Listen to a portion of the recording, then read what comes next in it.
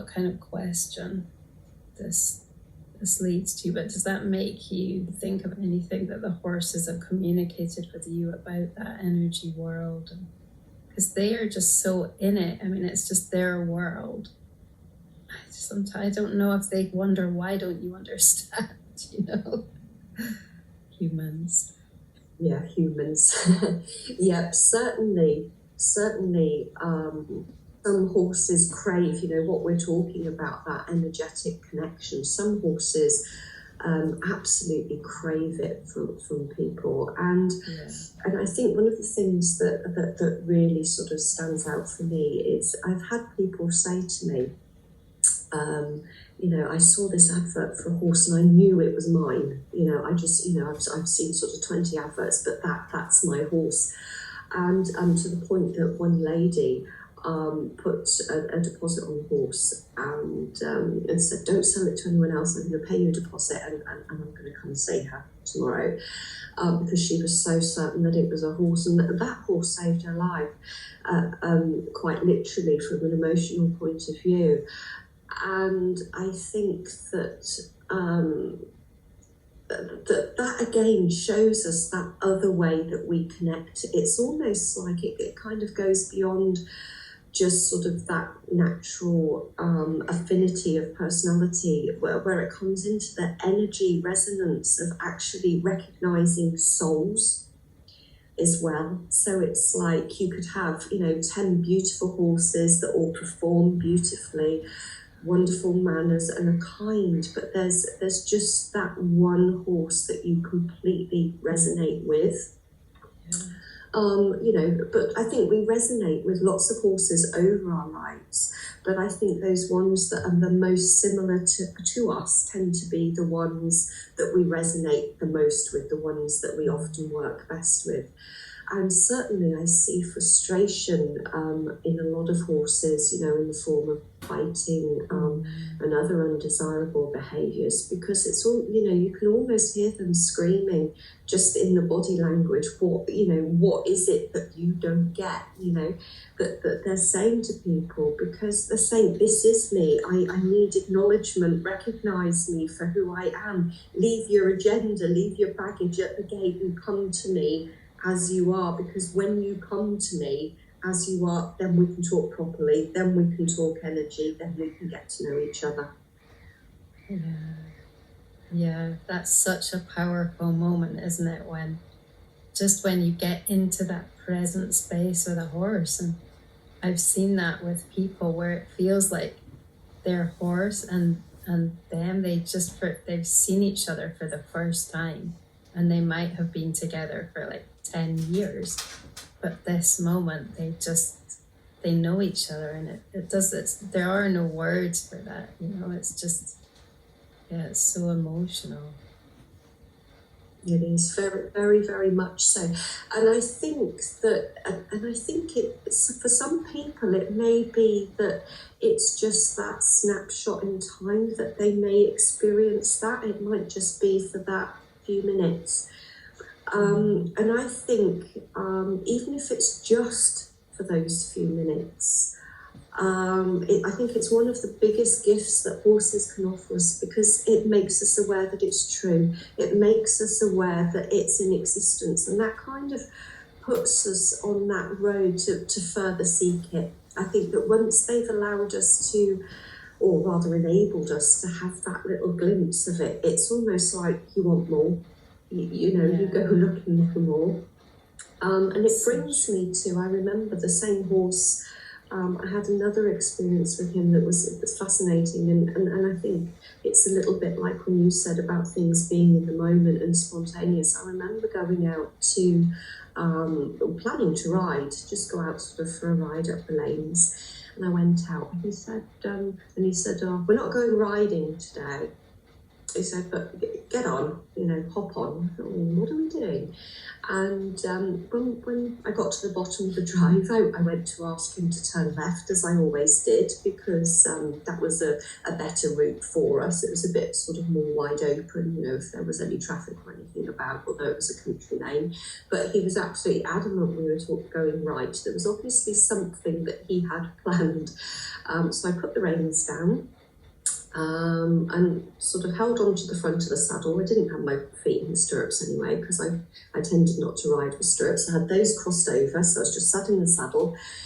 And he basically took me off for a self-selection herbal hunt, is what we did. And he went out self-medicating.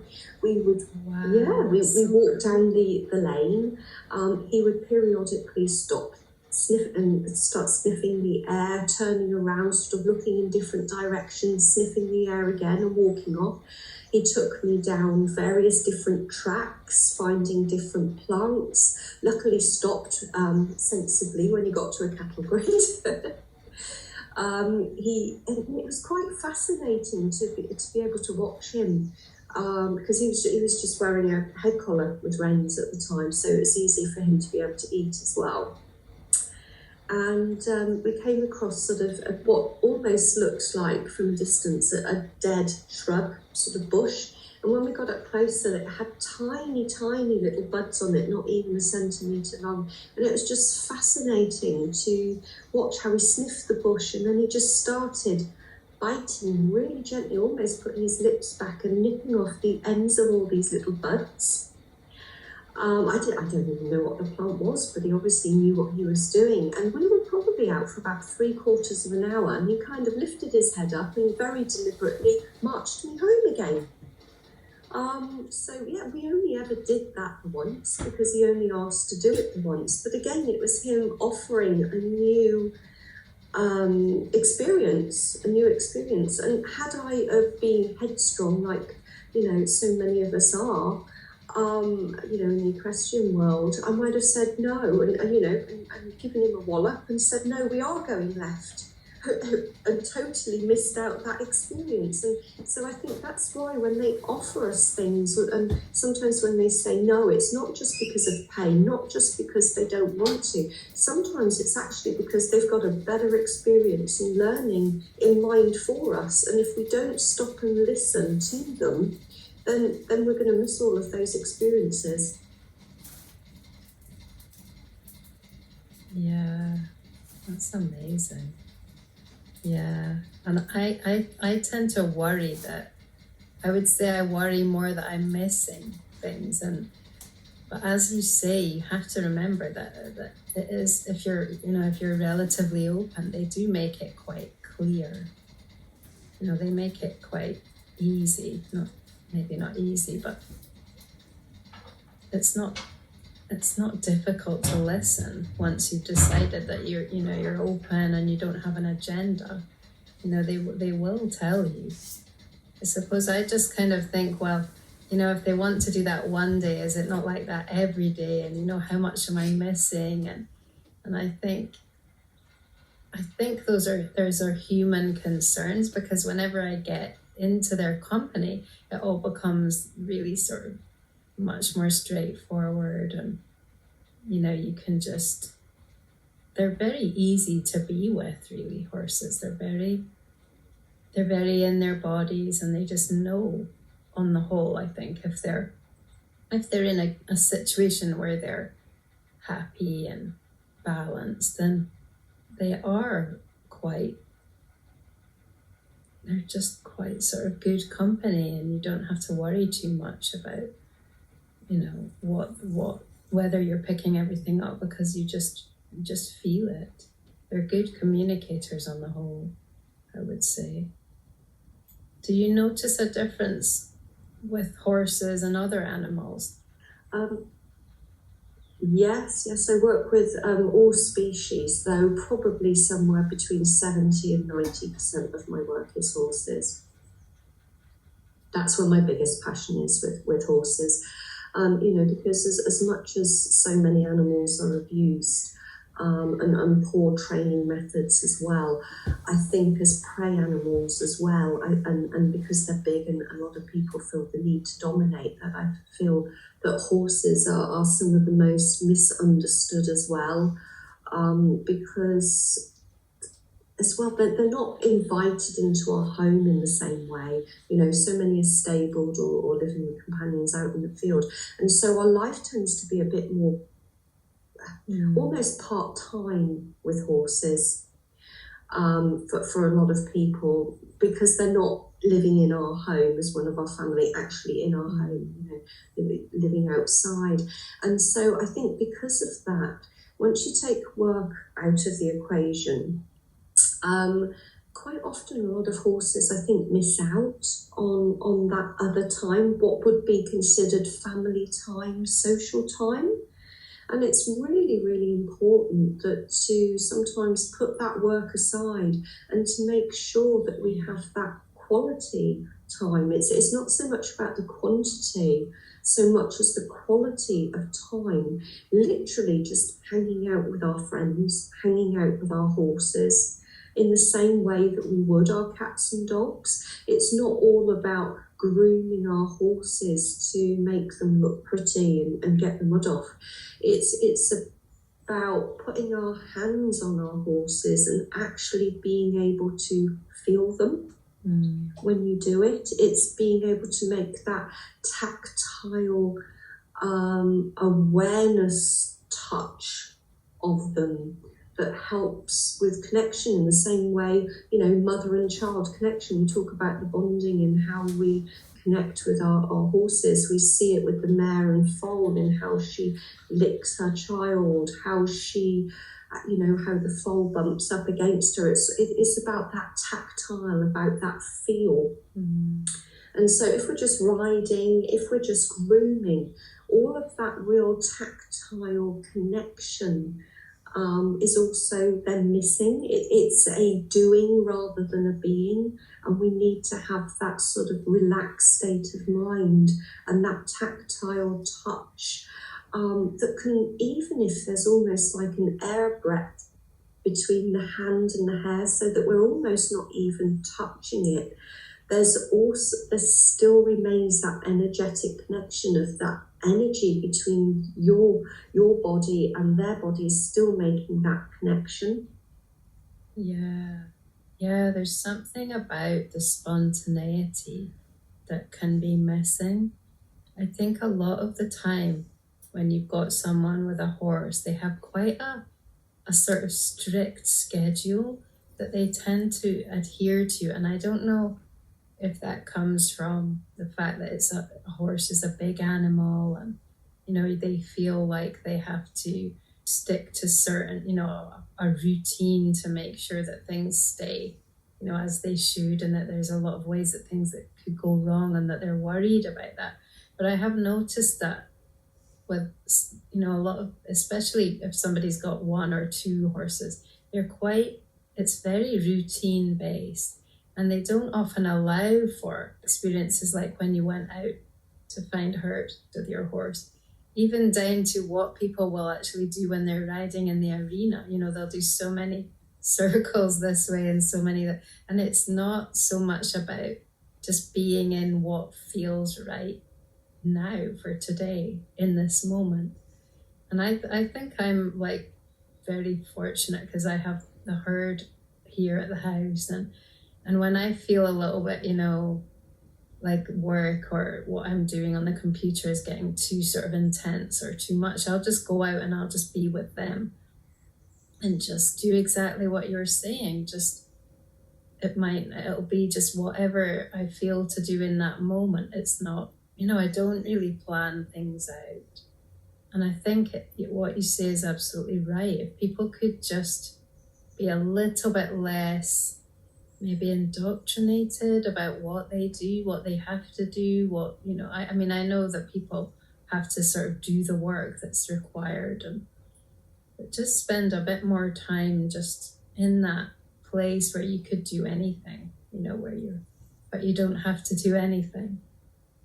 Yeah, it definitely gives you a different perspective. And it's not just a perspective, it's also, it changes your actual relationship because you become more aligned. I think even just spending time with them, I think your energies do align. And that's what I feel when I go out there to be with them. They are helping me to realign with source energy and become more coherent and just let go of any stress they are very powerful for that. Definitely. Yes, certainly. I think if everybody could make a commitment to their horses of just even 5 minutes a day. I mean, some people are so pushed for time. They've got sort of like, they finish work and they've got an hour and they've got to ride, brush their horse, put the tack away, and get everything done and put their hay nets up or whatever it is that they're doing. And, quite often it's that pat on the neck and leave. I think in those circumstances, we all have busy lives, but, if we could just find time, even if it's just that 5 minutes on that busy day, that 5 minutes makes a difference to the horse as to whether it feels acknowledged or not. And that brings me to something that's really, really important, because if you were to say to me or ask me a question, what is the most important thing to a horse? And, obviously not every single individual, but as a broad spectrum, what is the most important thing to most horses? In one word, it would be acknowledgement. And a lot of horses do not feel acknowledged. So many people walk into the stable, walk straight past their horse, put their food, put their food bowl on the floor, put their tack over on, the saddle on the side of the fence. Don't take a moment to say hello to the horse before lifting it, waiting for the horse's reaction before you put the saddle on. Some people just lift it straight up, straight onto the back. There's no looking to the dynamics of the horse, the behaviour, the energy that the horse is giving off. It's almost like it's just not seen. All too often it's just not seen. And when we actually stop and we break everything down into bite-sized chunks, and also when we breathe, because I think breathing has to be mentioned, it's such a massively, massively important thing. And when we just breathe, we stop and we observe, it's then that we start noticing all of these different things, the way that we are applying ourselves within what we are doing with our horses at that time changes, it softens, the horse feels listened to, it changes the horse's responses, it helps the horse relax, and everything becomes more fluid, becomes more natural, more grounded.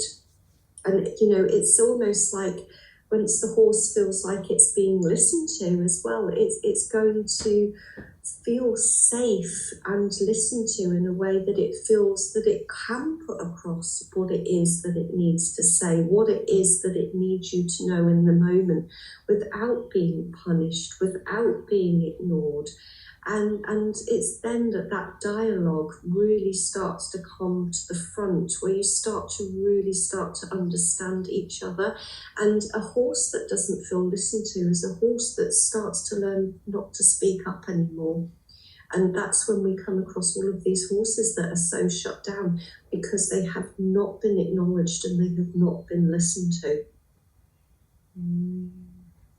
Yeah, I love that way of putting that, and I was gonna say exactly that I think maybe people have got into the habit, or they just don't know or realize that horses have personalities that are so, are just as powerful as dogs and cats. But maybe if you think about it, that people start out their experience with horses maybe in a riding school, so the horses are on the whole, they're quite shut down, and they're quite dissociated just to cope with the experience. And so people don't really know that what a horse can be like when they're really there and present. Yeah, so they just get into this habit of not seeing them. And then, it's a vicious circle. It carries on like that. So they don't see the horse, so the horse doesn't feel seen. And it's just, yeah, I mean, it's a really good way of putting it, that it is all about acknowledgement. I notice that sometimes when people come to visit my horses, don't really like to call them my horses, but the horses I care for here, because they're so there, you know, they're so aware of people and so alive. And that's quite an experience for people who've only been around horses that just aren't really present. There is a big difference.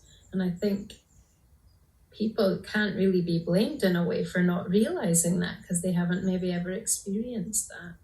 So yeah, it's a really important thing to help. And I suppose the only way that someone can really discover that is either to start to realize, like what you say, that their horse does have that capacity, you know, and it's just how they are able to embrace them and bring that out, or just having an experience with a horse who is awake.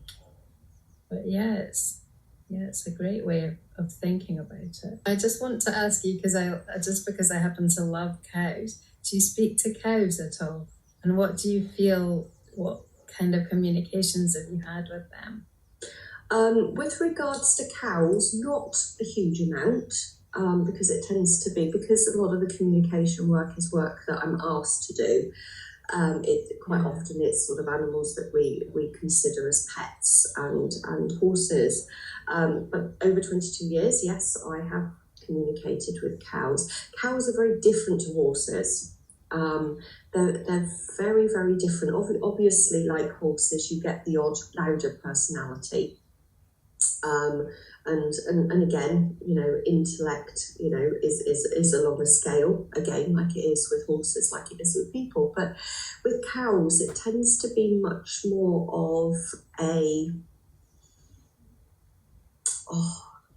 I can't say that. I was going to say they're almost more clone-like.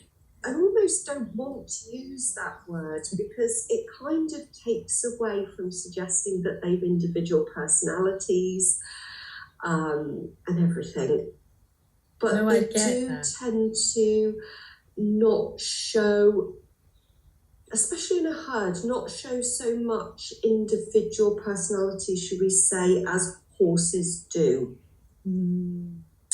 There is certainly much more of a flight instinct in horses, and you tend to find that when there is more of a prey instinct, there tends to be more intellect, because it's more about staying alive. It's the adaptation and the evolving in order to be able to stay alive, to being able to problem solve, as it were. So there's certainly a difference between as a species, without a doubt. However, like you, I do love cows.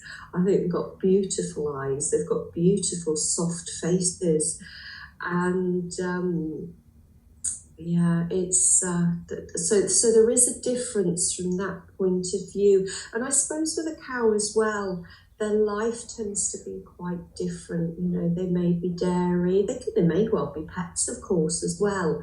But because they don't tend to be in work so much as well, they're not also thinking as much, if that makes sense. And we have to remember as well that when we are working, when we are problem solving, that's also how we make new connections in the brain.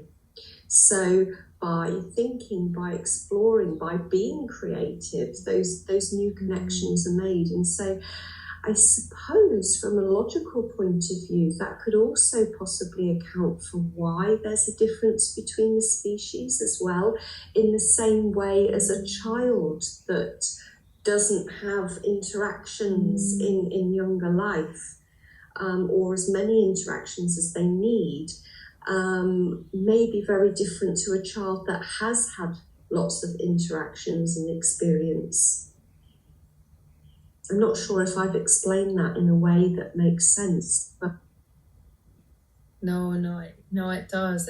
It makes me think that in a way horses are evolving more because of their connection with us. But then maybe also we have disturbed more their kind of herd, their communal energy as a herd. And I feel like it's almost something that humans have been going through as well, because we are less tribal and we're going more into a kind of individuation of, each person is seeking their own personal vocation. And so it's almost like a natural evolution that happens, and maybe horses are just more or further down that road. Definitely. I mean, lots of people will hear tell of, our connections to the dolphins, to the whales, to the messages that they have for us. But obviously not all of us live in Florida or wherever it is that they are, and not all of us can afford to or would even want to. I don't know, I certainly wouldn't want to go and see them in captivity. To go and swim with them and to experience that. And one of the things that I've found is that horses very much carry that same wisdom. It's almost like, you mentioned the word tribal, but it's also sort of ancestral. It kind of goes back further. To me, it might sound a bit of a strange way to put it, but it's almost like they carry the eons, they carry the time and the experiences and bloodlines, and it's all flowing through their DNA. It's almost like they all bring it through with them, almost like that accumulation. And what is interesting is, as a few horses, and this is always, funny enough, I was talking to somebody about it just last week. There have been a few horses that I have communicated with that were born into domestication, had never lived in the wild. But these horses, it's almost like this wildness, this needing to be free, was still running through their veins. It wasn't that they were born in National Park. It wasn't that they were born,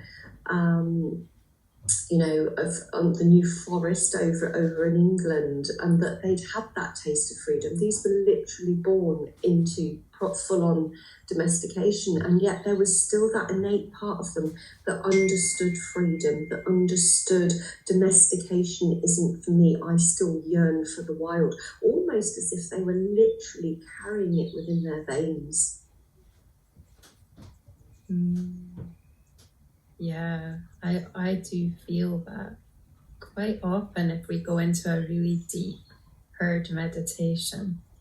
And sometimes there'll be a sense of individuals coming forward, and they actually feel like they're going into a different dimension almost in their abilities.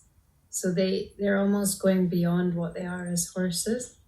Or as a herd, I really get that sense of what you're talking about, that they're of the eons, of the time, and the way that they just, it's almost like they are some kind of capacitor or some kind of generator or some kind of, they are, they're holders. It's almost like they're keepers of that wisdom.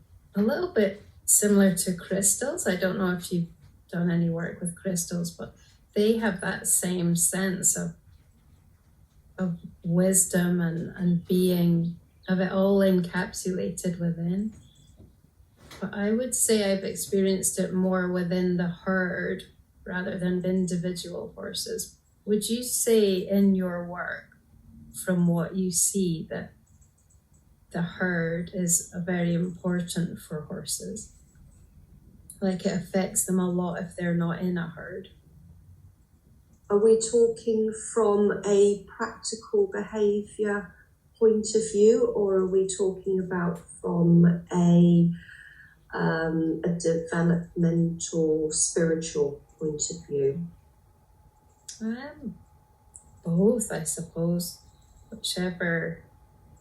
Yeah, certainly from the point of view of, as herd animals, having a herd, for a horse to have companions, to be part of a herd and find its place within that herd is really, really important, not just from a safety point of view, because of the lions in the bushes and things. It's all to do with as well, them understanding different personalities, working out the dynamics of and learning from each other, working with the body language, working with who looks after who. So it's almost like, I suppose, instead of a herd, we could almost call them a community.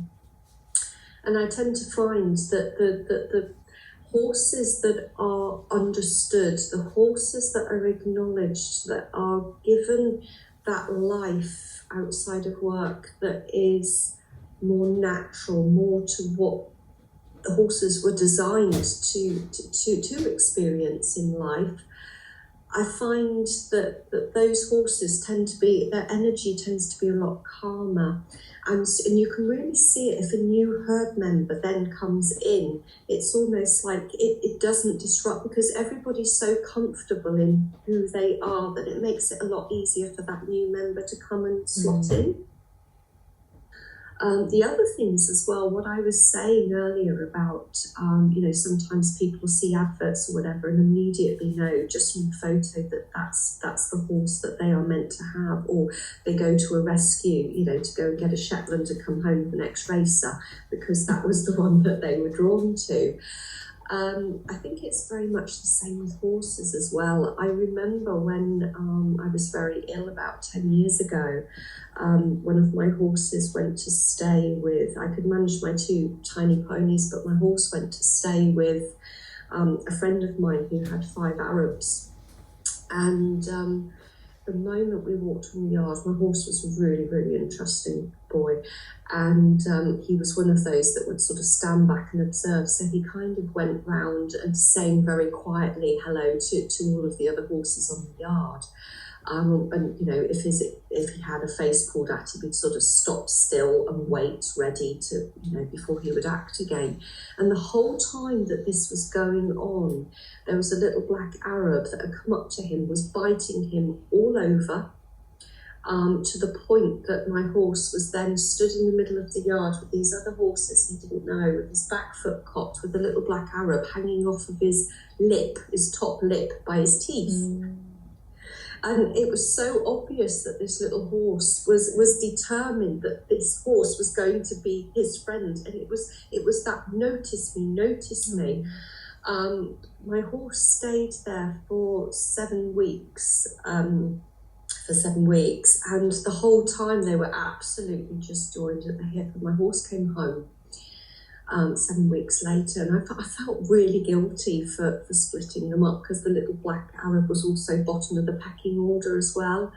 18 months later, I said to my friend, I think my horse needs I know he's got his little pony friends, but I think he needs a horse his size. He always had lived previously. I'd always had more horses, so he'd always had more friends before. I said, can I kind of have that little black Arab to come and live with us?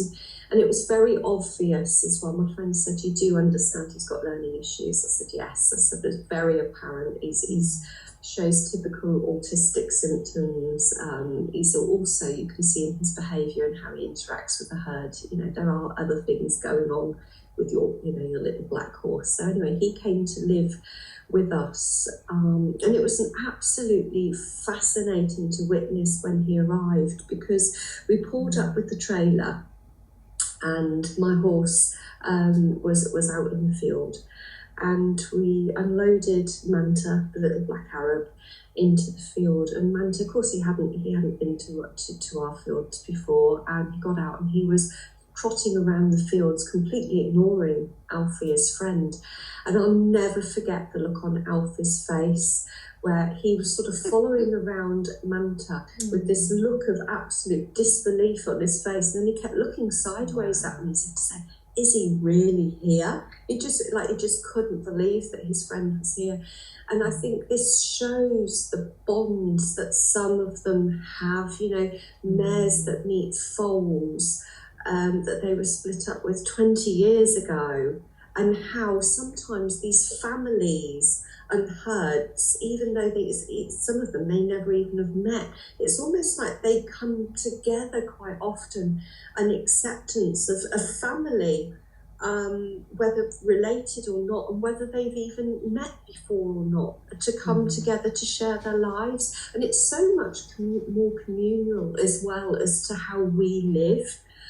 It's almost like so much more accepting when you think about how you'll have a mare with her foal who may choose to share her milk with other foals and educate other foals if their own mother is less interested, and how they teach together. We have almost like this home and family understanding of mum and dad and children and grandparents, and they kind of have the roles of parents, discipline. Grandparents are meant to be that little bit more laid back, and hand out the sweets. And that tends to be how we see family for ourselves, and how we put different roles into categories by generation.